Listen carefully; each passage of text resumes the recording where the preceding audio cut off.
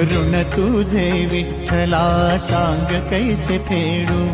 काय आहे मलिन माझी चरणाशी अंतरू, काय आहे मलिन माझी चरणाशी अंतरू, चंदना परी झिजूनी गंध तुला लावू,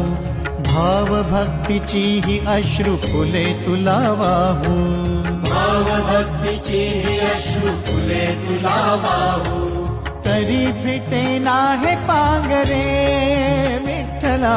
तरी फिटे नाहे पांगरे.